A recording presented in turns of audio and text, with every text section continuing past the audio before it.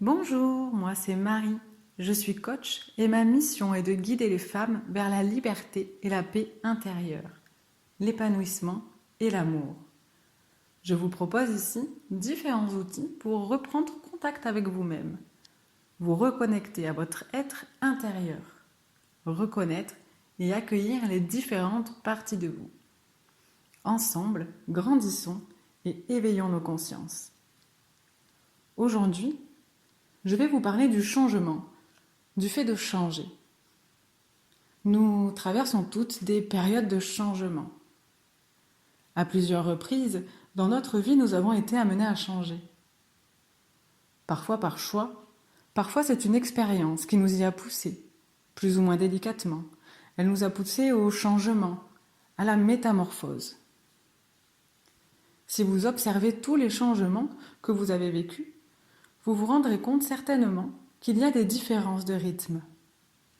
C'est-à-dire que parfois vous avez l'impression d'avoir évolué de façon assez rapide, et d'autres fois où cela prend plus de temps, où ça vous paraît long. Peut-être êtes-vous en ce moment même dans une période de changement, et que vous vous sentez un peu perdu dans votre vie. Votre personnalité, vous, ne vous reconnaissez plus. Vous êtes comme en perte d'identité. Vous ne savez plus précisément qui vous êtes. Vous avez peut-être peur de ce que vous allez perdre dans votre vie, de cette partie de vous que vous allez quitter. Ou bien peur de ce qui va arriver, de qui vous êtes en train de devenir. Ce qui est difficile, c'est souvent de lâcher une situation confortable. J'entends par là une situation connue. Pour aller vers une situation au départ inconfortable, car elle nous est inconnue. Elle nous est inconnue et pourtant, elle nous attire, nous anime. Il faut savoir qu'il y a un temps pour tout et que tout va bien se passer si vous agissez en respectant votre rythme et en étant à l'écoute de vous-même. Le changement est un processus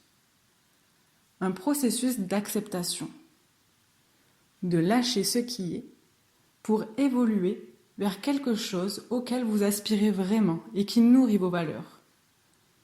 Car vos valeurs évoluent elles aussi. Et si elles ne changent pas radicalement, leur importance varie en fonction de votre vie, de votre situation. Ce processus de changement est comparable aux saisons du temps. Il y a l'été. Dans cette phase, nous sommes dynamiques, dans l'action et savourons les fruits de nos efforts. Puis l'automne, qui nous amène à dire au revoir à ce qui a été, à faire du tri, des choix. Ensuite, l'hiver, qui mène à l'introspection, au bilan, aux remises en question. Enfin, il y a le printemps, qui est une phase de création, de renaissance. Pourquoi passer par ces phases est si compliqué? En fait, le changement devient agréable avec l'expérience et lorsqu'il nourrit nos valeurs.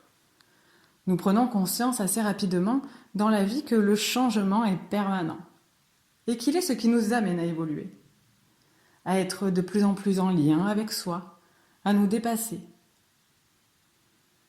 Vous pourrez remarquer que durant votre parcours, vous avez traversé des expériences et changements qui vous ont poussé à vous renouveler, à grandir, à vous mettre en action et à développer des ressources insoupçonnées.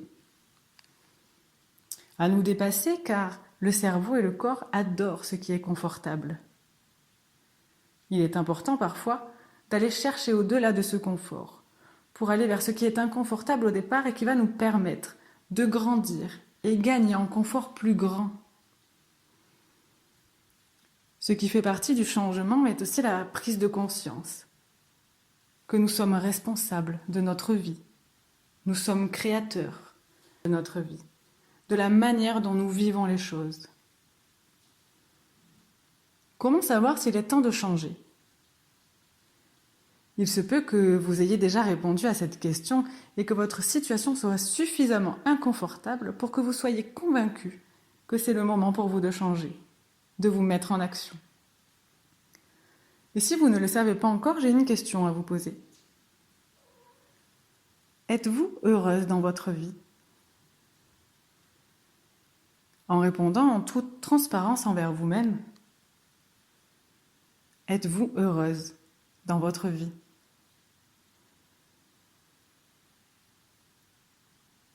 Quoi faire pour changer? D'après moi, il est nécessaire d'être à l'écoute de soi et s'interroger, d'oser demander à l'autre, à l'univers, poser des questions. Vous voulez changer, ok, mais qu'aimeriez-vous à la place?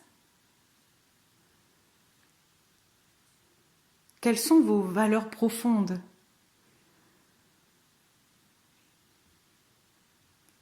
Qu'est-ce qui vous empêche de changer? Est-ce matériel, émotionnel, financier? Qu'avez-vous à gagner à changer?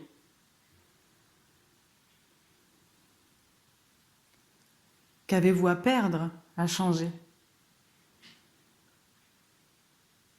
Puis, prenez la décision de changer, pas à pas, la responsabilité de créer votre vie. Vous pouvez également écouter la méditation de visualisation qu'il y a sur mon profil pour vous aider à y voir plus clair ou pas, à définir des objectifs. Peut-être pas.